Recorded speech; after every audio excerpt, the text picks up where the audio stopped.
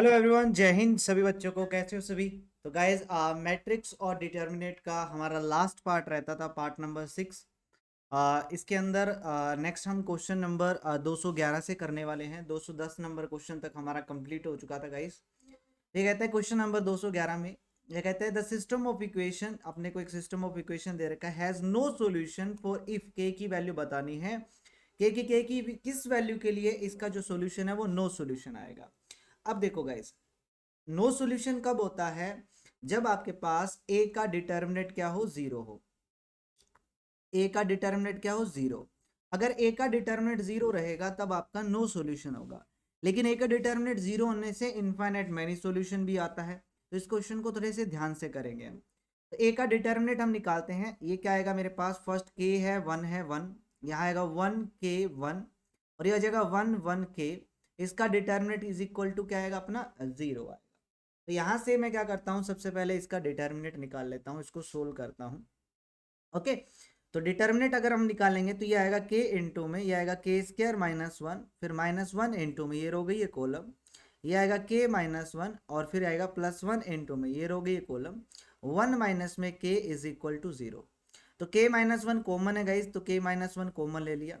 तो यहाँ बचेगा के इंटू में k+1, यहाँ बचेगा अपना -1 और यहाँ भी बचेगा अपना -1, इक्वल में क्या? 0।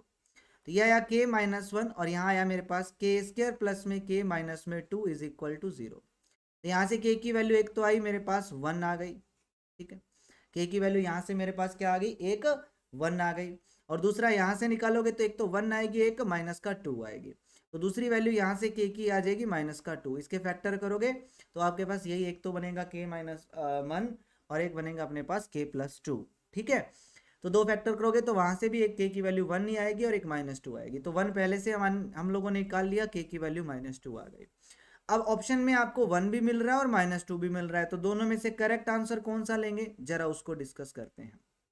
देखो गाइस, तो मेरे पास जो डेल बना है मेरे पास क्या? k11 1 k1 क्रैमर रूल से कि डेल वन भी आपका जो है वो नॉट इक्वल टू 0 होना चाहिए, क्योंकि नो सॉल्यूशन कब होता है? जब क्रैमर रूल हम यूज करते हैं।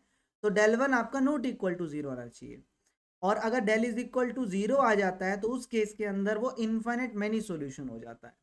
डेल वन का मतलब क्या होगा? जो फर्स्ट आपका कॉलम होगा उसको आप कांस्टेंट से रिप्लेस कर दो। जैसे 1 है, यहाँ पे कांस्टेंट कितना है? k है, और यहाँ पे कांस्टेंट कितना है? k का स्क्वायर है, ठीक है।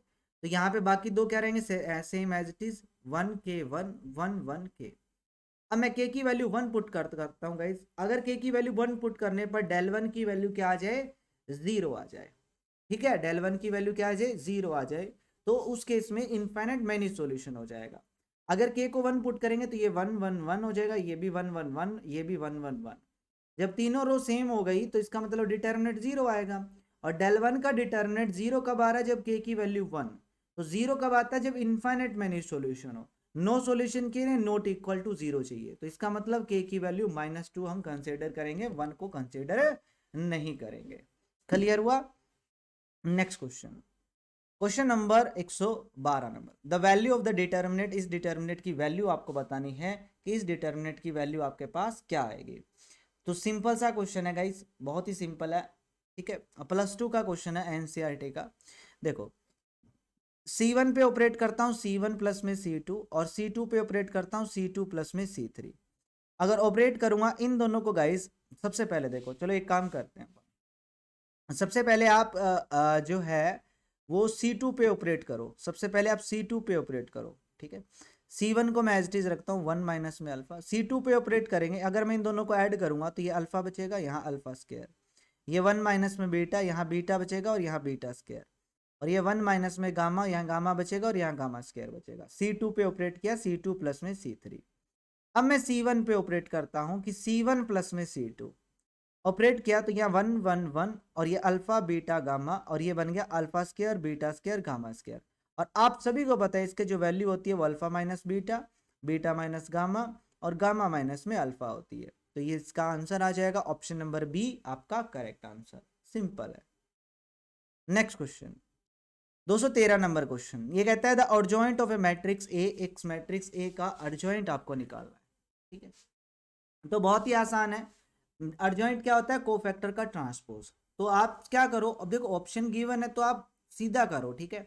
सबसे पहले अगर मैं 1 1 का कोफैक्टर निकालूं तो -1 की पावर 1 + 1 इनटू में क्या आएगा? फर्स्ट रो गई, फर्स्ट कॉलम, इसकी प्रोडक्ट इसके साथ 1 माइनस में 0, तो ये आएगा -1 की पावर 2 इनटू में 1, तो कितना रिजल्ट आया? 1। तो इसका मतलब जो अर्जॉइंट ऑफ ए होगा उसका जो 1 1 एलिमेंट है वो 1 आएगा। यहाँ पे क्या दे रखा है? -1, यहाँ कितना दे रखा है? 6, और यहाँ क्या दे रखा है? -6। तो ये सारे ऑप्शन डिलीट हो गए मेरे प्यारे, ऑप्शन बी आपका करेक्ट आंसर है, ठीक है ना। क्योंकि अपने को पता है जब एडजॉइंट निकालूंगा तो फर्स्ट एलिमेंट 1 आने वाला है, मैंने 1 1 एलिमेंट निकाल लिया, तो यहाँ पे बाकी सारे डिफरेंट है, तो सीधा आंसर है बी आंसर है।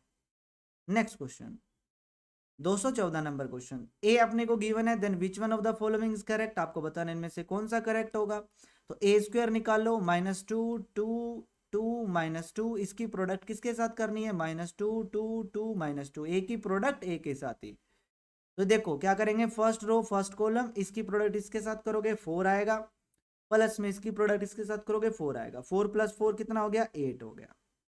नेक्स्ट देखो, इसकी प्रोडक्ट इसके साथ की -4 आया, इसके साथ की -4, तो ये -8 हो गया, ठीक है। सिमिलरली इसकी प्रोडक्ट इसके साथ -4 -4, ये -8 और ये +8 आएगा। कॉमन क्या है इसमें से? -4 कॉमन है, -4 कॉमन ले लेते हैं, तो यहाँ बचेगा क्या? -2, यहाँ 2, यहाँ पे अपना 2 और यहाँ -2।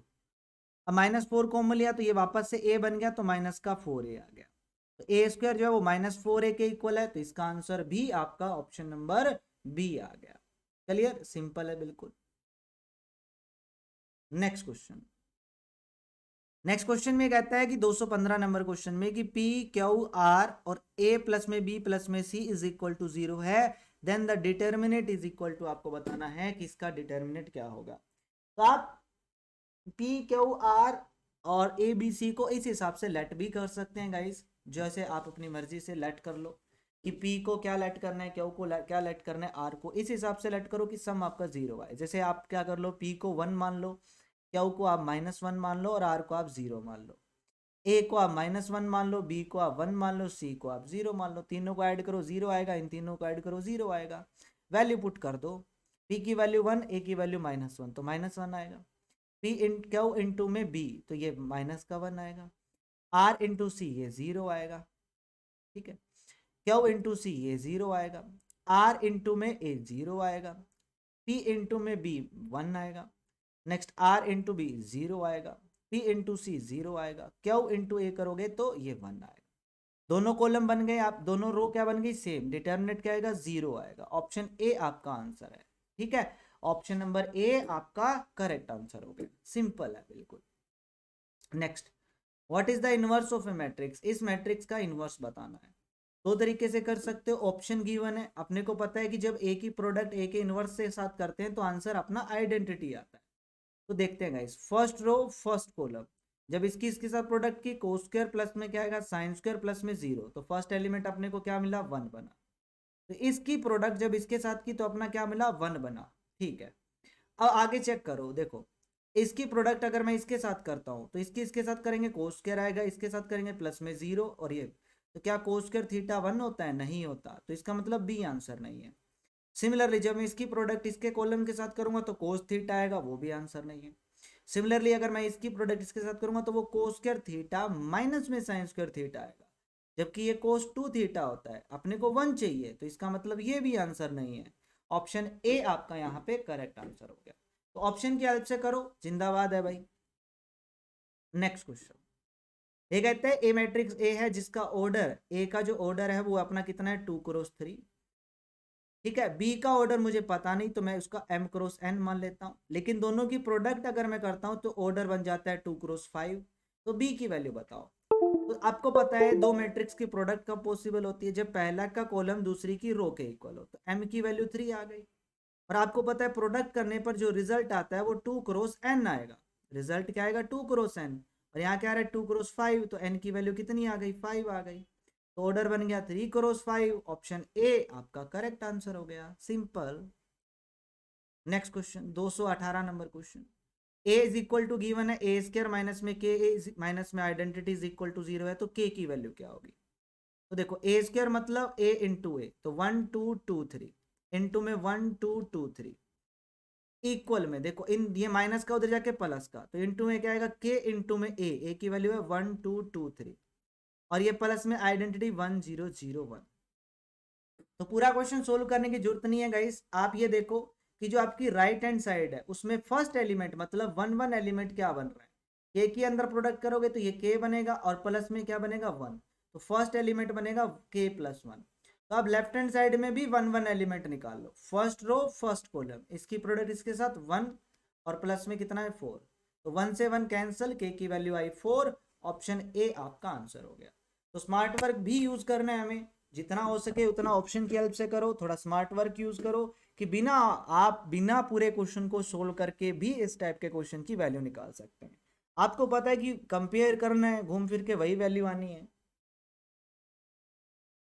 जब काम हमारा एक ही एलिमेंट से चल रहा है तो पूरे क्वेश्चन को क्यों करें भाई। Next 219 number question, A square matrix A is orthogonal. अब कोई मैट्रिक्स ऑर्थोगोनल कब होती है, जब ए इंटू में ए का ट्रांसपोज आपका आइडेंटिटी आए, या दूसरी डेफिनेशन होती है कि जब ए का ट्रांसपोज ए के इनवर्स के इक्वल आए तब वो ऑर्थोगोनल होती है। तो डेफिनेशन की A transpose is equal to A inverse होगा, ऑप्शन बी आपका करेक्ट। नेक्स्ट 220 नंबर क्वेश्चन, आपको बताना है इनमें से कौन सी प्रॉपर्टी होल्ड होती है। फर्स्ट प्रॉपर्टी ट्रू है गाइस, किसी भी मैट्रिक्स का अगर 2 बार इन्वर्स करेंगे तो ए आएगा। सेकंड भी हमें पता है कि ए के इनवर्स का जो डिटर्मिनेंट होता है उसको मैं 1 अपॉन में डिटर्मिनेंट ऑफ ए लिख सकता हूँ। थर्ड प्रॉपर्टी मैंने आपको बताई थी, के इंटू ए का अगर इनवर्स हो तो होता है के का इनवर्स इंटू ए का इनवर्स, मतलब 1 अपॉन में के इंटू में ए का इनवर्स आएगा। तो यहाँ पे इसने इक्वल है गाइस, तो लैम्डा का तो इन्वर्स कर ही नहीं रखा, तो इसका मतलब तीसरी प्रॉपर्टी गलत है। तो फर्स्ट एंड सेकंड दोनों ट्रू है, ऑप्शन ए आपका आंसर हो गया। नेक्स्ट क्वेश्चन, नेक्स्ट में कहता है कि विच one of the following factor does the expansion is contain, मतलब आपको इस एक्सपेंशन ऑफ डिटर्मिनेट, मतलब इस डिटर्मिनेट को हम जब करेंगे तो इनमें से कौन सा फैक्टर आपका कंटेन करेगा। तो देखो गाइस, अगर मैं ऑपरेट करूं C1 पे, क्या C1 माइनस में C3 ऑपरेट करेंगे तो ये x माइनस 3 आएगा, ये एक्स स्क्र माइनस में 9 आएगा, 9 को मैं 3 का स्क्वायर लिख लेता हूँ, ये x की क्यूब माइनस में 27 आएगा जिसको मैं 3 की क्यूब लिख लेता हूँ। अब देखो फर्स्ट जो कॉलम है उसमें से x माइनस 3 कॉमन है, तो x माइनस 3 इसका फैक्टर बन जाएगा, ऑप्शन ए आपका करेक्ट आंसर है। बहुत ही आसान आसान क्वेश्चन आए हुए हैं, 2018 का क्वेश्चन है, देखो कितना आसान है। Next 222 number question, the adjoint of the matrix, इस मैट्रिक्स का अर्जोइंट निकालना है। तो सबसे पहले अपन इसको थोड़ा सा सिंप्लीफाई करते हैं। कोस माइनस थीटा, आपको पता है cos minus theta cos theta ही होता है। साइन माइनस थीटा, माइनस का साइन थीटा होता है, तो माइनस को बाहर लेके आएंगे, पहले से माइनस है तो प्लस का साइन थीटा हो जाएगा, और ये आपका फिर से प्लस का साइन थीटा हो गया, और ये आपका कोस थीटा हो गया। ठीक है, अब निकालना क्या है इसका अर्जोइंट, और 2 क्रॉस 2 की मैट्रिक्स का अर्जोइंट निकालना आसान है। इन दोनों को इंटरचेंज कर दो तो सेम ही चीज रहेगी, और इन दोनों का साइन चेंज कर दो तो यहाँ भी माइनस और यहाँ भी माइनस, तो ये आपका ऑप्शन ए के साथ मैच हो गया, ऑप्शन ए आपका यहाँ पे करेक्ट आंसर हो गया, सिंपल है बिल्कुल। नेक्स्ट क्वेश्चन, क्वेश्चन नंबर 223, ए और बी दो इन्वर्टिबल मैट्रिक्स है, आपको बताना है ए इंटू बी का होल इनवर्स, प्रॉपर्टी है गाइज, इसको मैं लिखूंगा बी का इनवर्स इंटू ए का इनवर्स, सीधा है, ऑप्शन ए आपका आंसर है, प्रॉपर्टी है ये तो। नेक्स्ट 224 नंबर क्वेश्चन रिपीट हुआ है, पहले भी ये क्वेश्चन हम कर चुके हैं। ये कहता है A plus B plus C अगर 0 है then one of the solution, इसका एक सॉल्यूशन आपको बताना है। तो सिंपल है, आप R1 पे ऑपरेट करो, R1 प्लस में R2 प्लस में R3 ऑपरेट करोगे, जो फर्स्ट रो है वो बनेगी a प्लस में b प्लस में c माइनस एक्स, ए प्लस में b प्लस में c माइनस एक्स, ए प्लस में b प्लस में c माइनस एक्स, और फर्स्ट जो रो है उसमें से कॉमन आ जाएगा, और इक्वल में क्या है अपने को 0, तो मतलब a प्लस में b प्लस में c माइनस एक्स एक फैक्टर बन गया, और इक्वल में क्या आएगा ये 0, तो यहाँ से ये वैल्यू 0 है तो x इज इक्वल टू क्या आएगा 0, तो आपका ये एक सॉल्यूशन आ गया, डी इसका करेक्ट आंसर हो गया। Next question 225 number question, what is the should the value of x, ये कहता है कि x के किस वैल्यू के लिए the matrix does not have inverse, matrix का इनवर्स एग्जिस्ट नहीं करता, और इनवर्स एग्जिस्ट कब नहीं करता, जब वो सिंगुलर हो, और सिंगुलर मतलब जब उसका डिटरमिनेंट 0 हो। तो डिटर्मिनेंट 0, इसकी प्रोडक्ट इसके साथ 2x और माइनस में इसकी प्रोडक्ट इसके साथ करोगे तो माइनस का 32 इज इक्वल टू 0।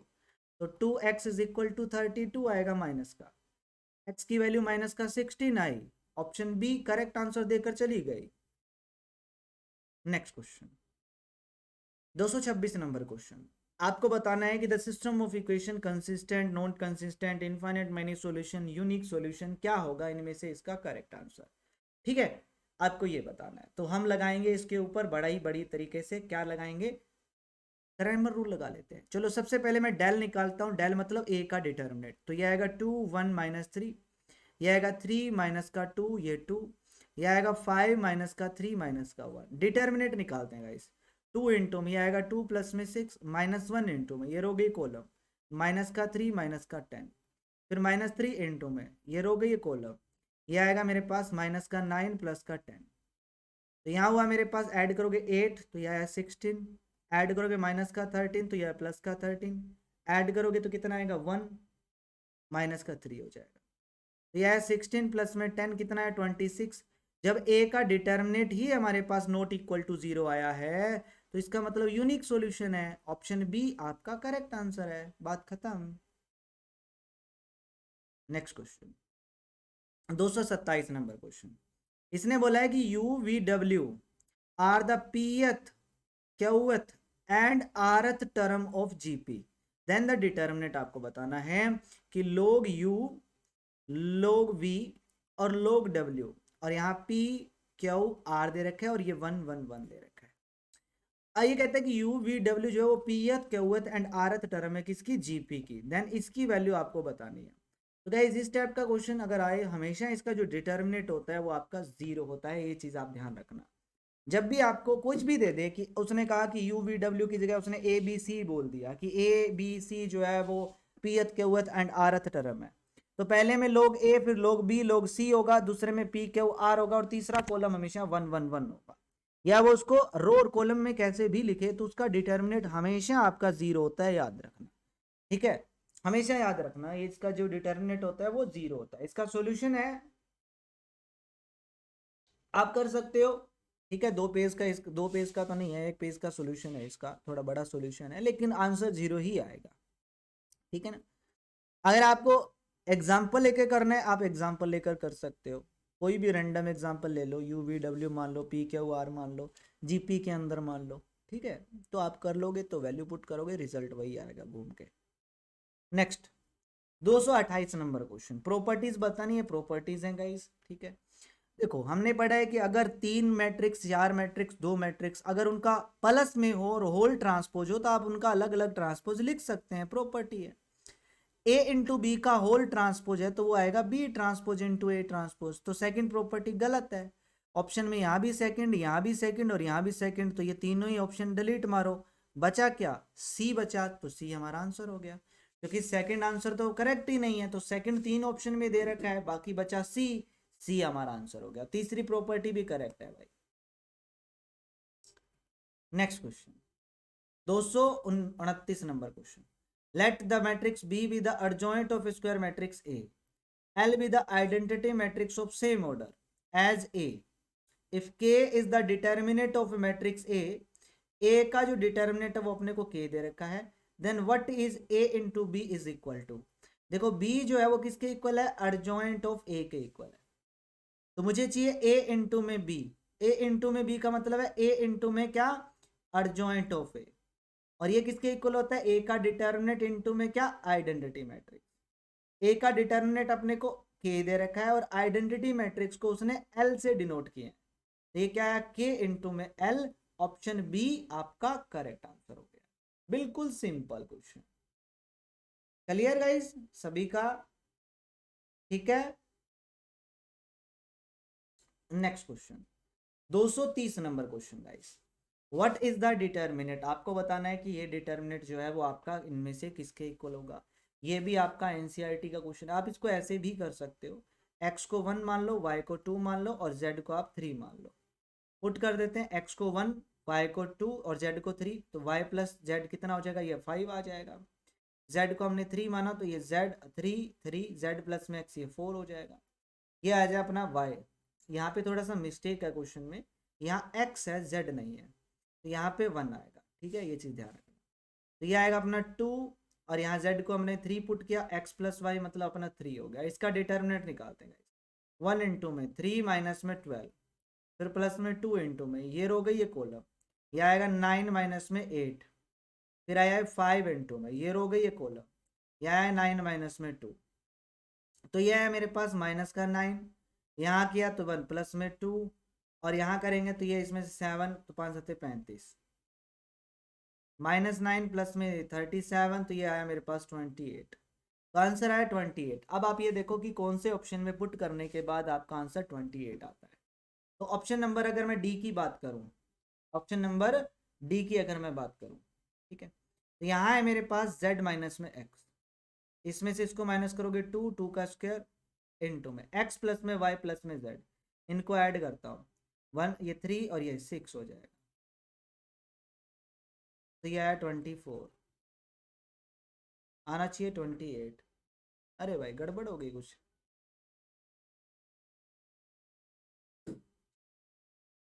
कैलकुलेशन सही की है क्या हम लोगों ने? 1 3 माइनस 12, ठीक है, माइनस, अरे भाई यहाँ पे माइनस का 2 है, अरे भाई तो यहाँ माइनस का 2 आएगा, -2 करोगे माइनस का 11 आएगा, माइनस का 11 करोगे तब भी तो ये 26 ही आएगा, जबकि आना क्या चाहिए 24। फिर से चेक करते हैं कोई मिस्टेक आएगा। 9 माइनस में 8, ये 5 गया, 9 माइनस में 2, 7 5 35, माइनस का 9, ये अपना माइनस का 2, और ये 26 ही आना चाहिए यार।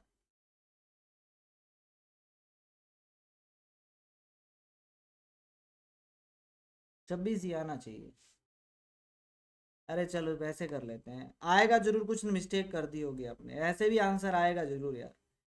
देख लो यहाँ पे है x, तो पहले R1 पे ऑपरेट करें, R1 प्लस में R2 प्लस में R3 ऑपरेट करोगे तो फर्स्ट ये कॉलम बनेगा x प्लस में y प्लस में z, ये बनेगा x प्लस में y प्लस में z, और ये बनेगा 2x प्लस में y प्लस में z। तो आंसर में x प्लस में y प्लस में z तो आएगा ही आएगा, जो कि डी ही ऑप्शन में आता है, जो कि डी ही ऑप्शन में आता है। x प्लस में y प्लस में z, देखो फर्स्ट जो रो है उसमें से कॉमन लेंगे, कॉमन लोगे तो इसका मतलब आंसर में x प्लस y प्लस में z आएगा ही आएगा। ठीक है, next question number 231। Question number 231 में कहता है कि A B C are the angle of triangle. A B C जो है वो किसके ट्राइंगल है, दे रखे अपने को एक एंगल के ट्राइंगल दे रखे, ठीक है, एंगल ऑफ ट्राइंगल दे रखे हैं, ट्राइंगल के एंगल दे रखे हैं, और इसका जो डिटर्मिनेंट है वो 0 के इक्वल है। Then which one of the following is correct, आपको बताना है इनमें से कौन सी स्टेटमेंट आपकी करेक्ट रहेगी। ठीक है, तो डिटर्मिनेंट है, तो सबसे पहले अपन क्या कर लेते हैं, इसको थोड़ा सिंप्लीफाई कर लेते हैं मेरे प्यारे। क्या कर लेते हैं, सिंप्लीफाई। सिंप्लीफाई कैसे, अपने को यहाँ पे अगर आप लोग ध्यान से देखो कि यहाँ पे अपने को कॉलम में 1 1 मिल गया, तो अब मैं क्या करता हूँ, सबसे पहले C2 पे ऑपरेट कर लेता हूँ। C2 पे क्या कर लेते हैं, C2 पे से ऑपरेट कर लेते हैं, इसमें से इसको माइनस कर देते हैं। ठीक है, या आप C1 पे ऑपरेट कर लो कि C1 माइनस में C2, और C2 पे ऑपरेट कर लो C2 माइनस में C3। ऑपरेट करते हो तो ये 0, ये भी 0, यहाँ आएगा ये साइन A माइनस में साइन B, ये आएगा मेरे पास साइन स्क्वायर A माइनस में साइन स्क्वायर B, यही आएगा, इसमें से इसको माइनस करोगे तो, और प्लस में साइन A माइनस में साइन B, ये भी आपका रिजल्ट आएगा प्लस में इसके अंदर, है ना।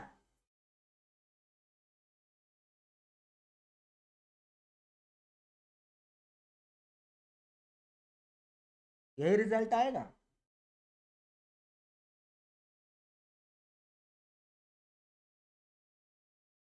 नेक्स्ट,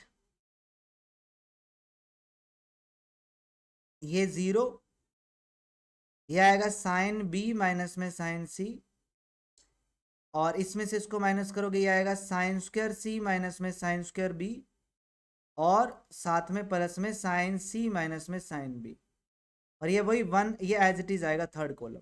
तो 1 को लेकर डिटर्मिनेंट निकालोगे, ये गया ये। पहले देखो साइन A माइनस में साइन B, यहाँ भी कॉमन है, कॉमन लोगे साइन A माइनस में साइन B, कॉमन ले लिया, ठीक है, और साइन B और माइनस में साइन C भी आपका कॉमन है, कॉमन ले लिया। पीछे यहाँ पे 1 बचेगा और यहाँ भी 1 बचेगा, यहाँ पे साइन ए प्लस में साइन बी बचेगा और यहाँ प्लस में 1 बचेगा। ठीक है, यहाँ साइन बी माइनस में साइन सी बचेगा और प्लस प्लस में वो बचेगा प्लस में 1 को लेकर डिटर्मिनेंट निकालोगे तो ये आपके पास बचेगा साइन बी प्लस में साइन सी और प्लस में 1 और उसमें से माइनस करोगे तो ये आएगा साइन ए माइनस में साइन बी और माइनस में 1 और इक्वल में क्या है 0। साइन आपका क्या होगा भाई, साइन बी से साइन बी कैंसल, 1 से 1 कैंसल। तो आपका रिजल्ट बना गाइज, आपका रिजल्ट बना घूम फिर के रिजल्ट ये बनेगा कि साइन ए माइनस में साइन बी इंटू में साइन बी माइनस में साइन सी और इंटू में साइन ए माइनस में साइन सी, सॉरी साइन सी माइनस में साइन ए और इक्वल में क्या बना 0। ये रिजल्ट बना। अब तीन चीज की प्रोडक्ट अगर 0 है इसका मतलब एक तो यह 0 है या ये 0 है या ये 0 है। अब ये 0 कब होगा, जब a और b दोनों इक्वल होंगे। अगर a b के इक्वल आ गया तो साइन ए माइनस साइन ए 0 हो गया। दूसरा ये अब 0 कब होगा, जब b c के इक्वल होगा। तीसरा ये कब 0 होगा, जब c is equal to a होगा। तो ये 3 केस बन गए हमारे पास। ठीक है, ये 3 केस बन गए हमारे पास। अब तीनों में से क्या होगा भाई, दो साइड देखो, दोनों केस में यहाँ पे देखो, अगर मैं बात कर रहा हूं ए बी सी 3 एंगल है, यहाँ पे ये दोनों इक्वल हो गए या ये दोनों इक्वल हो गए या ये दोनों इक्वल हो गए, 2 एंगल इक्वल, तो इसका मतलब ये वो आपका आइसोस्केल ट्राइंगल है। ठीक है, ऑप्शन ए आपका आंसर हो गया, सिंपल है। ठीक है ना, ऑप्शन ए आपका आंसर हो गया। Next question, question number 232, consider the following in the respect of A B. आपको बताना है सबसे पहले A square minus B square. तो मैंने आपको बताया था कि मैट्रिक्स में कभी भी आप लोग ए स्क्वायर माइनस में बी स्क्वायर को ये नहीं लिख सकते ए प्लस बी इंटू में ए माइनस में बी, ये आपकी प्रॉपर्टी गलत होती है। मल्टीप्लीकेशन मैंने आपको करवाई थी, उसकी प्रॉपर्टीज में मैंने आपको बताया था कि ए प्लस बी इंटू में जो ए माइनस बी होता है वो इक्वल होता है ए स्क्वायर माइनस में बी स्क्वायर प्लस में बी ए और माइनस में ए बी, इसके इक्वल होता है, ना कि इसके इक्वल। तो ये आपका गलत रहेगा। ठीक है, तो फर्स्ट स्टेटमेंट आपकी क्या है, रॉन्ग है। सेकंड स्टेटमेंट की अगर हम बात करें, इन दोनों की प्रोडक्ट अगर करें तो ये a माइनस में आइडेंटिटी और ये आइडेंटिटी प्लस में a, प्रोडक्ट करते हैं तो सबसे पहले इसकी प्रोडक्ट इसके साथ करोगे तो a ही आएगा, क्योंकि आइडेंटिटी के मैट्रिक्स के साथ वो a ही आएगा। नेक्स्ट इसकी प्रोडक्ट अगर इसके साथ करेंगे तो प्लस में a का स्क्वायर आएगा। नेक्स्ट इसकी प्रोडक्ट इसके साथ करोगे तो माइनस में आइडेंटिटी आएगा, और जब इसकी प्रोडक्ट इसके साथ करोगे तो ये भी माइनस में a आएगा, क्योंकि माइनस का आइडेंटिटी इंटू a क्या होगा, माइनस का a ही होगा। अब ये इससे कैंसल, तो रिजल्ट क्या आया, ए स्क्वायर माइनस में आइडेंटिटी।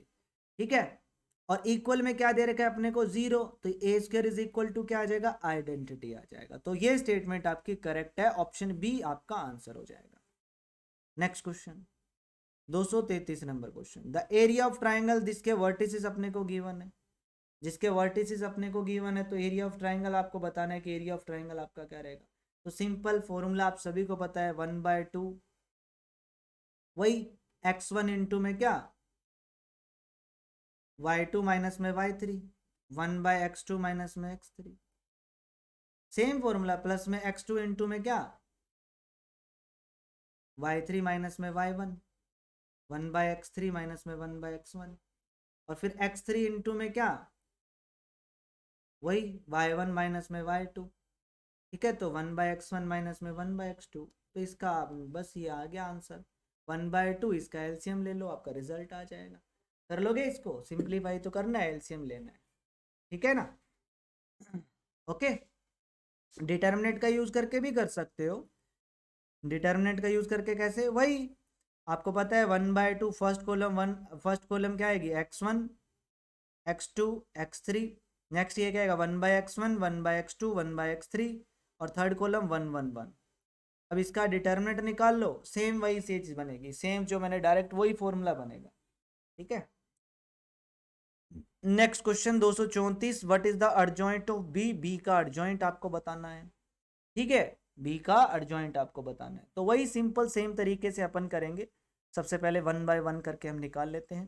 पहले अगर मैं 3 का कोफैक्टर निकालूंगा तो 0 आएगा, फर्स्ट ये 0 आएगा। नेक्स्ट अगर मैं 2 का कोफैक्टर निकालूंगा तो वो भी आपका 0 आएगा। नेक्स्ट अगर 0 का कोफैक्टर निकालूंगा तो वो आएगा 2 और यहाँ कर यहाँ माइनस का 4, तो आंसर आया -2। तो ये एलिमेंट कौन सा है? 0 एलिमेंट है अपना 1 3 एलिमेंट। तो -1 की पावर 1 + 3 इंटू में -2 करोगे तो -2 आएगा। तो यहाँ पे -2 आने वाला है। लेकिन याद रखना ट्रांसपोज भी करते हैं ना एडजॉइंट में, तो ये -2 कहाँ आ जाएगा ट्रांसपोज करने के बाद? यहाँ आ जाएगा।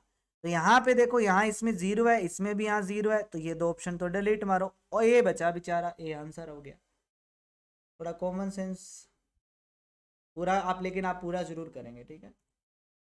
नेक्स्ट 235, ए अपने को गिवन है, आपको बताना इनमें से कौन सी मैट्रिक्स रहेगी। ए सिंगुलर रहेगी, इसकी प्रोडक्ट इसके नहीं भाई, ए सिंगुलर नहीं रहेगी। अब देखो इनवॉल्यूटरी मैट्रिक्स कौन सी होती है? अगर A square is equal to identity आ जाए इनवॉल्यूटरी। आइडम्पोटेंट मतलब A square is equal to, अगर ए आ गया तो आइडम्पोटेंट। नीलपोटेंट मतलब अगर A square is equal to 0 आ जाए, या ए की पावर कुछ भी नेचुरल नंबर हो, अगर 0 आ गया तो वो नीलपोटेंट। तो सबसे पहले ए स्क्वायर निकालते हैं। ए स्क्वायर का ही खेल है, 0 1 1 0 इंटू में 0 1 1 0। प्रोडक्ट करेंगे फर्स्ट रो फर्स्ट कॉलम, इसकी प्रोडक्ट इसके साथ की 0 आया, इसके साथ की 1 आया, फर्स्ट एलिमेंट 1 आया। नेक्स्ट इसकी प्रोडक्ट देखो यार, फर्स्ट एलिमेंट 1 आ रहा है तो ए तो नहीं बनेगा यार, तो इनवॉल्यूटरी ही बनेगा, आंसर बी आएगा, क्योंकि इनवॉल्यूटरी में आइडेंटिटी बनता है, तो 1 0 0 1 ही आएगा, सिंपल। नेक्स्ट 236 नंबर क्वेश्चन, ए आइडेंटिटी मैट्रिक्स ऑर्डर 3 की, देन द इनवर्स ऑफ ए। तो ए आइडेंटिटी मैट्रिक्स है, देखो तो ए का इनवर्स भी क्या रहेगा? आइडेंटिटी ही रहेगा, है ना। ए का इनवर्स क्या रहेगा? आइडेंटिटी ही रहेगा, सिंपल है। तो ए का इनवर्स ए के ही इक्वल आएगा, equal to A, option B. देखो ए जो है वो आइडेंटिटी मैट्रिक्स है, तो ए का इनवर्स भी क्या रहेगा? आइडेंटिटी ही रहेगा, क्योंकि आइडेंटिटी मैट्रिक्स का इनवर्स आइडेंटिटी ही होता है, तो ए का इनवर्स ए के ही इक्वल आएगा बस। नेक्स्ट 237 नंबर क्वेश्चन, ए स्क्वायर मैट्रिक्स है जिसका ऑर्डर 3 है, ए का जो डिटर्मिनेंट है वो अपने को 4 दे रखा है, and the determinant of its transpose, तो इसके ट्रांसपोज का डिटर्मिनेंट बताना है तो वो भी 4 ही रहेगा। प्रॉपर्टी है, क्योंकि ए का डिटर्मिनेंट और ए के ट्रांसपोज का डिटर्मिनेंट इक्वल होता है, इसलिए डी आंसर हो गया। Next 238, A is a square matrix of order n, n की वैल्यू ग्रेटर देन 1 है, then which one of the following is correct, आपको बताना इनमें से कौन सी स्टेटमेंट आपकी करेक्ट रहेगी। डिटर्मिनेंट ऑफ -a, देखो हमने प्रॉपर्टी पढ़ी है कि k इंटू ए का डिटर्मिनेंट किसके इक्वल होता है? k की पावर n इंटू में a का डिटर्मिनेंट। तो यहाँ माइनस है, माइनस का 1 लिख सकता हूँ, तो ये आएगा -1 की पावर n इंटू में a के डिटर्मिनेंट के। तो ऑप्शन नंबर बी आपका करेक्ट आंसर हो गया इस प्रॉपर्टी से। नेक्स्ट ए और बी दो मैट्रिक्स 3x3 ऑर्डर की, ए का डिटर्मिनेंट 4 दे रखा है, बी का डिटर्मिनेंट अपने को 3 दे रखा है, then what is the determinant of 2ab। तो डिटर्मिनेंट पूछा है 2ab का, तो 2 को सबसे पहले डिटर्मिनेंट से बाहर लेके आएंगे, तो 2 की पावर n बाहर आएगा इंटू में a इंटू बी। n मतलब ऑर्डर, ऑर्डर कितना है 3, तो 2 की पावर 3 आ गया। अब मैं इसको a का डिटर्मिनेंट इंटू बी का डिटर्मिनेंट लिख सकता हूँ, ये 8 हो गया, ये 4 हो गया, ये 3 हो गया, ठीक है, मल्टीप्लाई कर दो, आंसर आ गया, ठीक है। 12×8 = 96, ऑप्शन नंबर ए आपका करेक्ट आंसर हो गया। नेक्स्ट में ये है 3 इंटू ए इंटू बी के इनवर्स का डिटर्मिनेंट, 3 को बाहर लेके आओगे तो 3 की पावर 3 बाहर आएगा, क्योंकि ऑर्डर 3 है, इंटू में ए का डिटर्मिनेंट इंटू बी इनवर्स का डिटर्मिनेंट, यह आएगा 3 की पावर 3 इंटू में ए का डिटर्मिनेंट कितना है 4 इंटू में बी इनवर्स का डिटर्मिनेंट मतलब 1 में बी का डिटर्मिनेंट जो कि 3 है, 3 से एक 3 कैंसिल, 3 का स्क्वायर 9 इंटू में 4, 9 चौके 36, ऑप्शन सी आपका करेक्ट आंसर हो। तो ये हो गया हमारा कंप्लीट गाइस, 240 क्वेश्चन थे, 240 के 240 अपने इस दिशा पब्लिकेशन के हो गए कंप्लीट, ठीक है ना। और अगर कोई क्वेश्चन में डाउट है देन आप कमेंट कर दीजिएगा गाइस, और आपके सारे डाउट क्लियर हैं, सारे क्वेश्चन समझ में आ गए तो प्लीज़ वीडियो को लाइक जरूर कीजिएगा, और चैनल पे जो भी न्यू है जिसने चैनल को सब्सक्राइब नहीं किया प्लीज़ चैनल को सब्सक्राइब जरूर कीजिएगा। ओके, तो मिलते हैं हमारी नेक्स्ट क्लास में, नेक्स्ट चैप्टर के अंदर, नया चैप्टर करवाएंगे हम, ठीक है गाइस। तो तब तक के लिए आप सभी बच्चों को जय हिंद, जय भारत, वंदे मातरम।